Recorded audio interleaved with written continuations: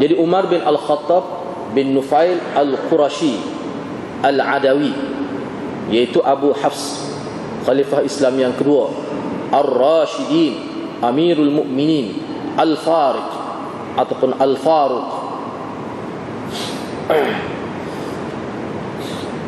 Silsilah dia kalau kita tengok secara lengkap lah, kalau kita buka kitab-kitab yang membicarakan tentang sahabat,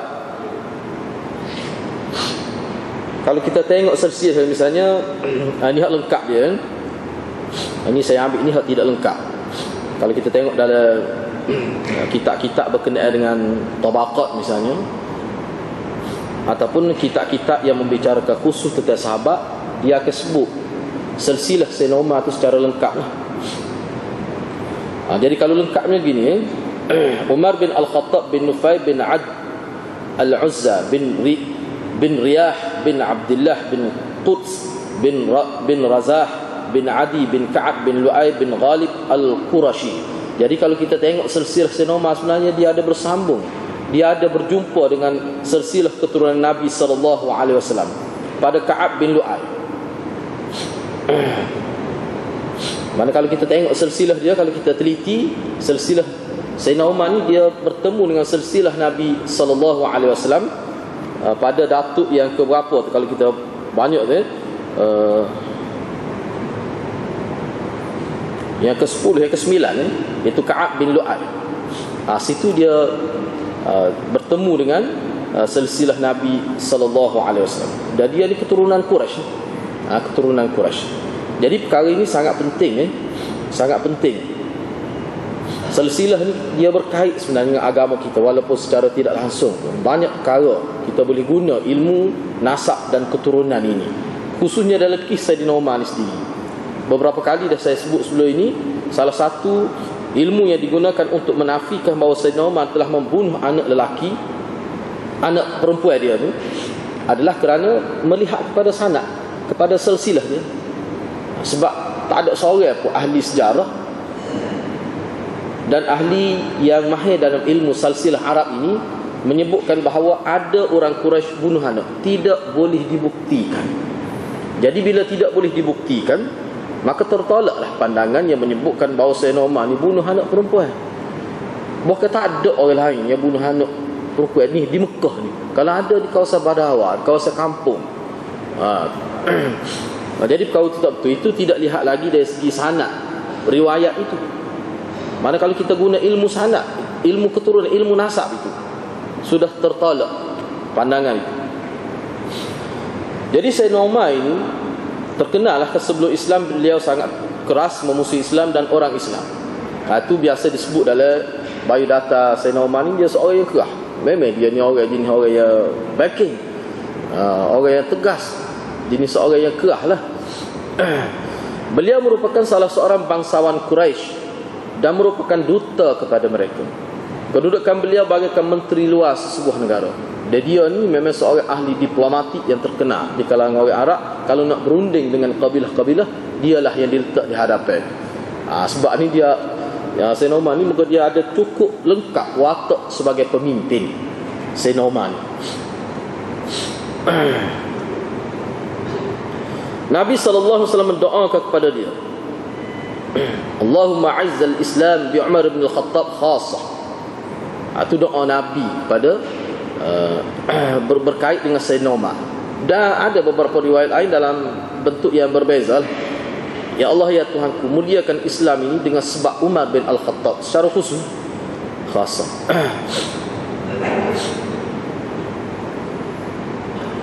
Sayyidina Umar telah memeluk Islam pada tahun ke-6 selepas Nabi dibangkitkan menjadi Nabi. Tahun ke-6, yakni pada ketika umur Nabi 46 tahun. Ketika umur Nabi 46 tahun. Jadi keislaman beliau merupakan satu kemenangan besar umat Islam. Dengan masuk Islamnya Sayyidina Umar ni, mana bukan umat Islam yang berada dalam jumlah yang minoriti yang berada di Mekah itu, bila dapat tahu Sayyidina Umar ni masuk Islam, itu dianggap sebagai satu kemenangan. Daripada sini kita nampak betapa besarnya kedudukan Sayyidina Umar dalam konteks penyebaran Islam, dalam konteks kemegahan Islam itu. Kata Ibnu Mas'ud, misalnya Ibnu Mas'ud ada menyebutkan, kata mazilna a'izzah منذ أسلم عمر فصلى المسلمون عند الكعبة وأظهروا أمرهم قال عكرمة مولى ابن عباس لم يزل الإسلام في اختفاء حتى أسلم عمر. Maksudnya,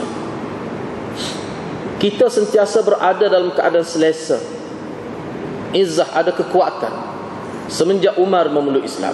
Sebelum tu tidak selesa, nak semaya kena semaya secara bersembunyi, cari lorong-lorong yang jauh daripada orang, cari tempat yang tidak laluan orang, nusuk di sebalik rumah tu, di sebalik bukit, macam-macam bentuk umat Islam bila nak semaya ketika permulaan dulu. Tapi bila masuknya Sayyidina Umar ni, kata Abdullah ibnu Mas'ud, kita rasa selesa. Umat Islam rasa selesa. Cuba fikir, cuba hati-hati nak fikirlah. Sebab tu pensyarah-pensyarah dalam kitab-kitab sebut, a'izzah tu selain daripada makna ada rasa, ada kekuatan, salah satu bentuk rasa kekuatan ni rasa selesa lah. Kerana pada waktu ni dari segi kekuatan tak ada lagi bila Sayyidina Umar masuk pun. Tidak kuat lagi sebenarnya. Nak kata kuat benar tu tak, tapi selesa. Jadi gambaran selesanya, fasallal muslimun indal Kaabah. Maka orang Islam boleh semaya dah berdekatan dengan Kaabah. Sebelum tu tak boleh. Sebab ada dah pengalaman sahabat nak semayanya timuk, laiknya timuk. Nyepak kat timuk pada masyarakat Quraisy itu.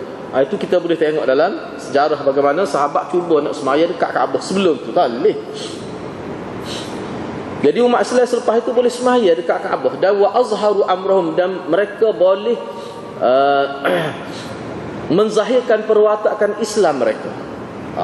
Syiar Islam itu boleh tunjuk walaupun tidak secara keseluruhan.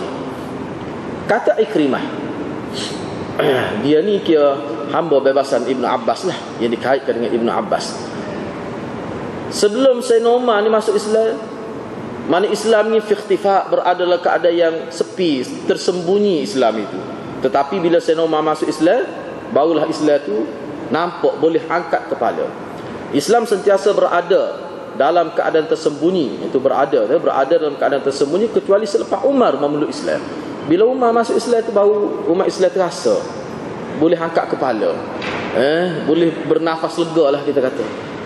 Daripada sini kita boleh faham bagaimana dia punya peribadi Sayyidina Umar, watak Sayyidina Umar bila dia masuk Islam ini besarlah. Mana kehadiran dia tu bukan kata tidak dirasai oleh umat Islam yang minoriti pada waktu itu, tidak. Tetapi kehadiran dia tu walaupun dia seorang, tetapi dia memberikan kekuatan kepada umat Islam yang ada pada ketika itu.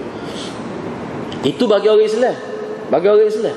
Bagi orang kafir pula, saya tidak sebut sini, cuma kalau kita tengok dalam sejarah, bila orang kafir tahu Sayyidina Umar masuk Islam, dia sudah boleh agak dah. Kalau kita bahasa lain ni, berubah senario politik tu, berubah. Bila masuk Islam Sayyidina Umar tu, orang Islam dari pihak orang Islam berasa kuat, berasa selesa, mereka boleh menzahirkan syiar agama. Bagi orang kafir pula, itu bagi dia suatu perkara yang cukup memalukan. Mereka nampak bagaimana bila Sayyidina Umar ni tak ada. Mereka boleh agak dah kesal kepada gerakan Islam yang dibawa oleh Nabi Muhammad sallallahu alaihi wasallam. Kalau ianya menjadi hari bersejarah kepada umat Islam, maka dia menjadi titik, kita kata hari yang cukup gelaplah kepada orang kafir bila masuk Islam Sayyidina Umar ni.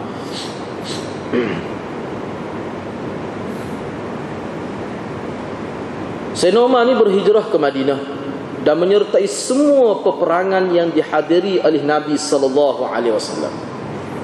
Baginda sallallahu alaihi wasallam pernah memuji Sayyidina Umar.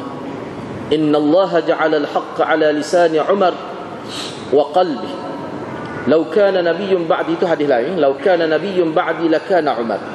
Sesungguhnya Allah telah meletakkan kebenaran di atas lidah dan hati Sayyidina Umar. Dalam riwayat lain, kalaulah ada lagi Nabi selepasku, pasti ianya Umar. Ini kata Nabi SAW. Ini bukan ayatnya ada Nabi, kalau ada, ayatnya watak dia tu, kriteria yang ada, karisma yang ada pada Sayyidina Umar tu memang diperakui oleh Nabi SAW sendiri. Sehingga Nabi sebut gitu.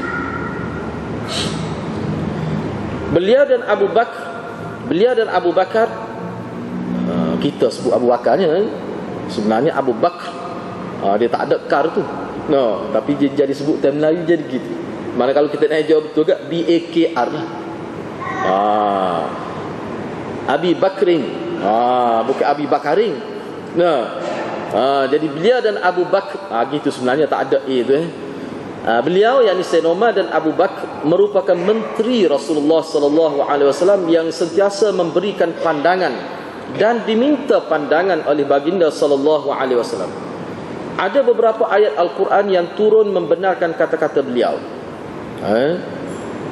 Bahkan kalau tengok dalam kitab Al-Itqan fi Ulumil Quran karya Suyuti itu 20 lebih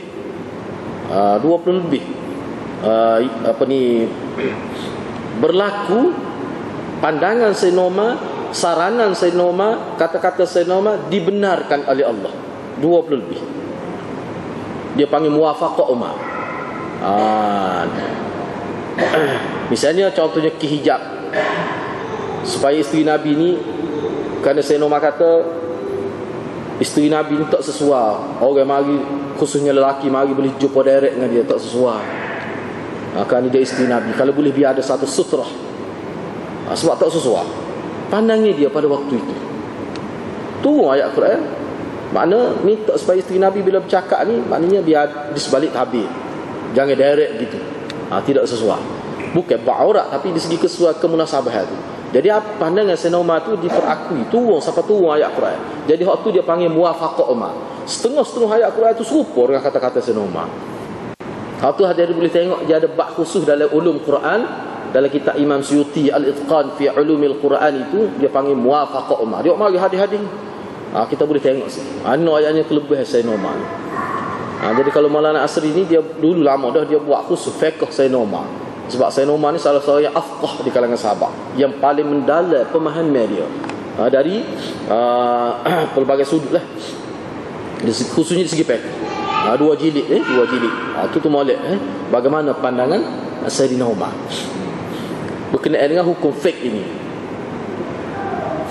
Dan ulama sebut sebenarnya dia ada hadis yang sebut bagaimana Rasulullah wafat dalam keadaan redha kepada dia.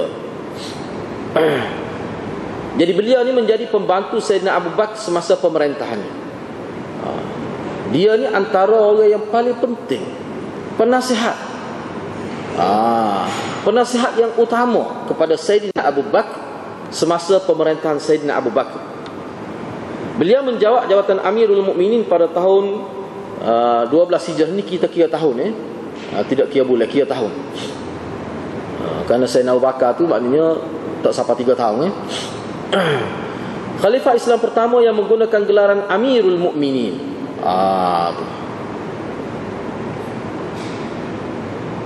Zaman pemerintahan yang merupakan zaman kebajikan umat Islam.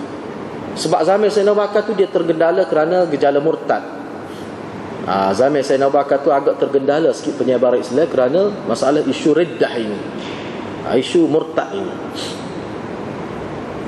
Jadi bila matinya wafatnya Sayyidina Abu Bakar, ketika Sayyidina Umar mengambil alih, di zaman dia lah.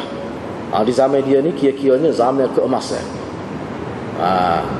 Turun pada zaman Sayyidina Uthman, zaman Sayyidina Ali, zaman Muawiyah pula naik. Tu musuh Islam tak boleh terima tu. Tu musuh Islam tak boleh terima.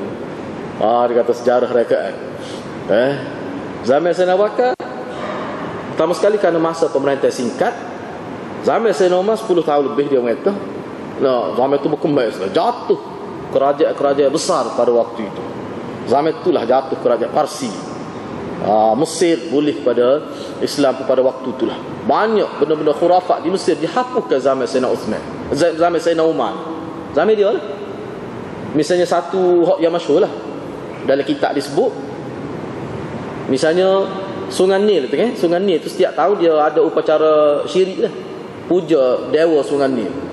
Bukan Tahuk Kubabala, ada Tahuk wanita cantik, anak Dara Sunti yang paling cantik, yang dibuat pertandingan Ratu Cantik, ambil hak juara tu, dia pergi lempar, dihumbankan ke dalam Sungai Nil sebagai nak ambil hati dewa Nil, nak jamu dewa Nil. Jadi bila Amr bin As menjadi gubernur wakil kerajaan Madinah di zaman Sayyidina Umar, maka Amr bin As atas nama negara Islam memberhentikan upacara syirik itu. Maka menjadi isulah dalam negara Mesir pada waktu itu, dan takdir Allah Subhanahu Wa Taala Selepas saja diwartakan benda tu tidak dibenarkan atas nama kerajaan, tiba-tiba air Sungai Nil itu jadi surut, sehingga ada disebut dalam kitab siapa sekat betih air Sungai Nil. Susah hati Sayyidina Umar. Macam-macam lah puak-puak khurafat, puak-puak ahli bid'ah ni. Itulah kita ayat dah tak dengar. Tak pakai orang tua. Macam-macam lah dia kata ni. Kita ayat dah. Orang tidak ada buat lah. Jangan dicanggah dengan orang tua ni. Macam-macam lah. Mana masyarakat Mesir tu kata. Susah hati lah Amr bin As ni. Memang susah hati. Hak duk air duk tinggi, molek-molek paras jadi jatuh dah. Susah hati dia. Akhir sekali dia hantar surat kepada kerajaan Madinah pada waktu. Sayyidina Umar balas surat tu. Sayyidina Umar balas dia sepucuk, lepas tu hantar pada Sungai Nil, khusus pada alamat Sungai Nil sepucuk. Dia pun ringkas ceritanya, hak dia tu dia bacalah surat dia tu. Cuma hak Sungai Nil tu antara yang disebutnya teks Arab tu saya tak ingat teks Arab, cuma dalam dia punya kata-kata dia tu, wahai Sungai Nil, jika engkau bergerak dengan perintah Allah, bergeraklah. Jadi bila dicampur ke surat tu, pagi besok tak sampai 24 jam pagi tu, mana paras sungai itu kembali tinggi seperti biasa. Jadi benda ni masyhur dalam kitab disebutlah. Jadi benda tu di Mesir memanglah, Mesir kalau kita baca sejarah Mesir ni penuh dengan benda-benda khurafat, pemujaan kepada pokok paganism ni. Pokok paganism ni.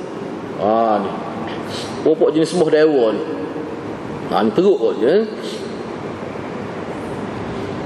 Beliau telah berjaya membuka banyak negeri, misalnya Syam, Mesir, Farsi dan banyak lagi negeri-negeri lain. Beliau telah mengarahkan membuka mana Basrah dan Kufah. Mana Kufah tu kena ingat tu, saya Umar suruh buka tu. Mana Kufah itu. Sayyidina Umar ni merupakan pelopor pada sistem pemerintahan yang teratur. Zaman dia lah dia susun balik sistem pemerintahan Islam pada waktu dari segi orang panggil struktur pengurusan itu. Dialah yang mempelopori.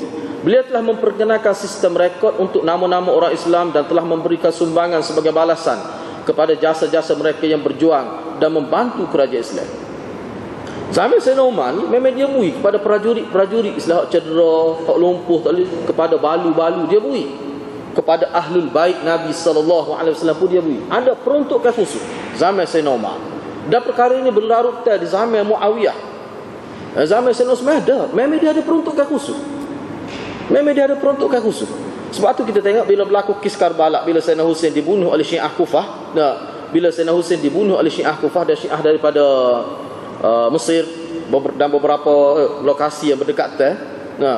Jadi saki-baki ahlul bait Nabi yang tidak sempat dibunuh oleh Syiah itu, dia berlindung di bawah kerajaan Yazid pada waktu itu. Itu jelas dalam sejarah tu. Sebab tu kita dapat maklumat jelas siapa dia bunuh Sayyidina Husain tu, melalui keluarga Sayyidina Husain yang tidak sempat dibunuh tu. Jadi kenapa tidak sempat dibunuh semua? Sayyidina Husain dan kumpulan dia yang bergerak nak pergi ke Syam, nak pergi ke Kufah itu sebenarnya tak ada senjata. Memang dia tak ada senjata, disebut dalam kitab. Kalau nak kira lah, kalau tentera Yazid ni lambat sampai ke medan Karbala itu, pasti semua keluarga Husain dibunuh. Tapi oleh kerana cepat sapa sikit, kalau lah terlewat memang semua mati. Jadi kerana tentera Yazid ni di bawah Ubaidillah ini, di bawah Ziyad itu sampai agak awal, maka terselamat sebahagian keluarga Sayyidina Husain. Daripada situ kita tahu dia lah ceritanya siapa dia bunuh habis saya. Dia ayat dalam kitab Syiah pun ada, dalam kitab Ahlussunnah pun ada.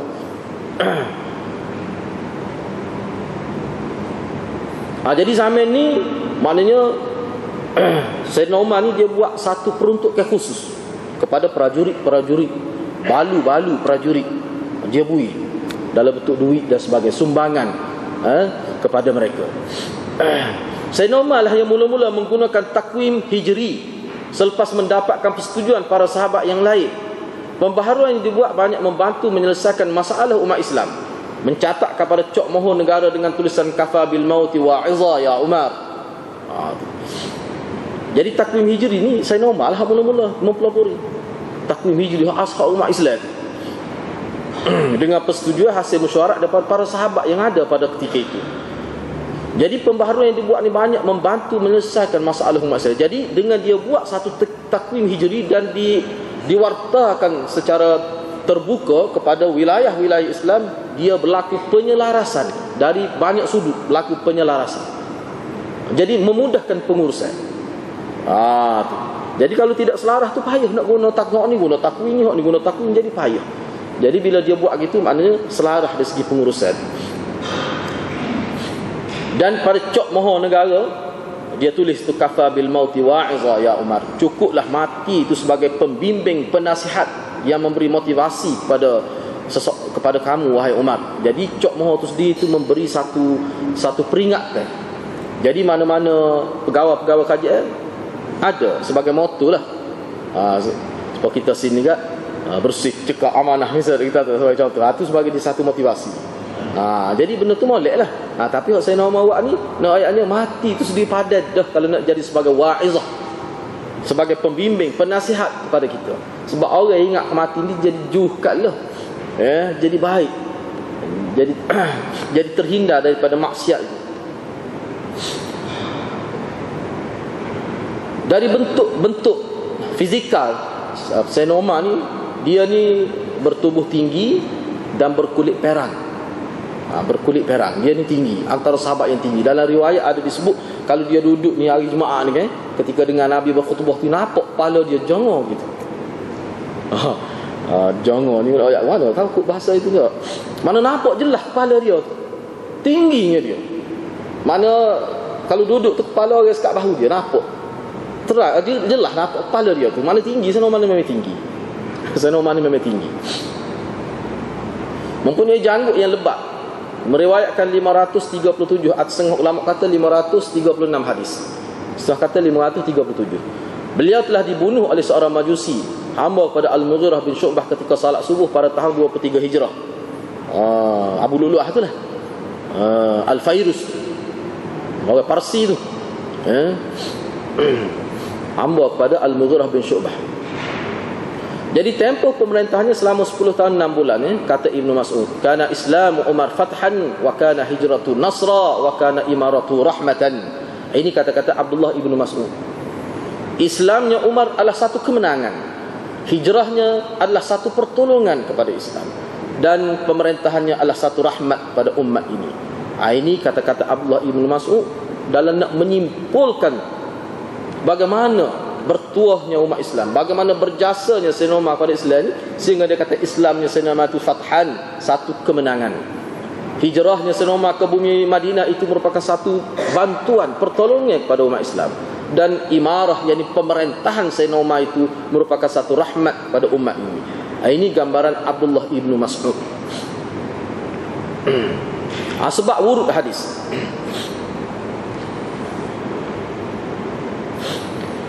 Saya nak tambah sikit lagi, ni saya tidak sempat nak taik ni.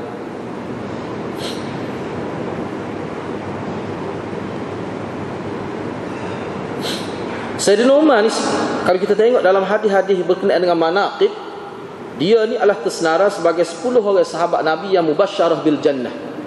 Nabi sebut dalam satu hadis 10 orang yang masuk syurga tu, salah seorangnya Sayyidina Umar Ibn Khattab ini.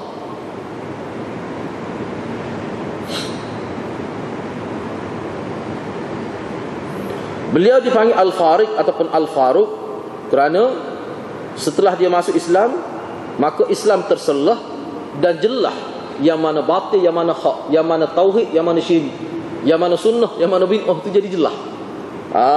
Dengan masuk Islamnya Sayyidina Umar. Sebab tu orang panggil Al-Faruq. Pada diri Sayyidina Umar tu, pada watak Sayyidina Umar, pada tindakan Sayyidina Umar, memang dia ada ciri pembeza antara tauhid dengan syirik, antara bid'ah dengan sunnah, antara Islam dengan kafir itu. Sehingga dalam hadis sebut syaitan pun takut.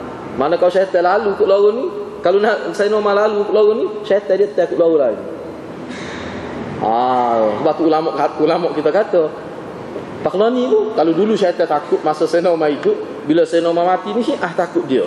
Sebab Syiah ni kalau pergi Mekah dia tak lalu ke depan tu. Kubur Nabi tu kan dia takut belakang. Dia nak jumpa sebab dia Nabi, Sayyidina Abu Bakar, Sayyidina Umar, dia turut tag gitu kan. Kita nak pergi ziarah di kubur Nabi tu, Nabi. Lepas tu pintu Nabi. Lepas tu pintu dia tulis itu Sayyidina Abu Bakar, Sayyidina Umar. Jadi kalau masuk ke Babus Salam ni, Babus Salam lah, masuk ke tu, dia jumpa Sayyidina Umar tu, dia takut lain. Dia pusing ke tu. Jadi masa saya pergi Mekah ni, Ada foto Arab kata, dia kata kalau perhati dia kata ke Syiah dia tak masuk ke pintu ni. Sebab dia malah tepuh Sayyidina Umar dulu. Dia tosih. Jadi bila masuk dia kona pula tubik tu. Dia tak akan pergi ke pintu tu. Sebab Sayyidina Umar duduk ujung tu. Dosa Nabi susunan jenazah tu. Nabi, Sayyidina Abu Bakar dan Umar bin Khattab. Jadi dia telefon, dia pusing kat ni. Dia tak mai. Kalau mai kat ni jumpa Sayyidina Umar tu. Dia nak ludah tak boleh dah. Sebab muka ada tentera ada jaga. Di kubur Sayyidina Uthman, di kubur Baqi' tu memang ada, saya pergi tu ada 5 orang. Jadi ada salah seorang jo cerita tentang sejarah kubur-kubur sahabat tu. Dia kata tentera duk jaga, dia kata takut popok Syiah pergi ludah di kubur Sayyidina Uthman Ibn Affan. Di kubur dia tu duduk di ujung, di kubur Baqi'.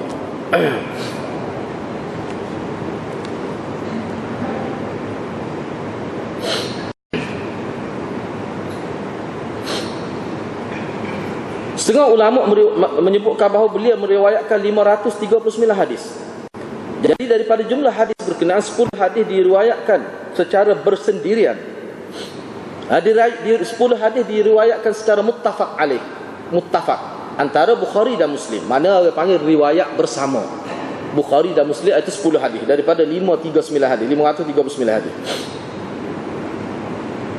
9 hadis yang diriwayatkan oleh Sayyidina Umar diriwayatkan oleh Bukhari sahaja. 15 hadis diriwayatkan oleh Muslim sahaja. Jadi Sayyidina Umar ni seperti yang saya sebut tadi telah mati syahid kerana ditikam oleh Abu Lulah Al-Fairuz. Fairuz tu bahasa Parsi dah. Fairuz itu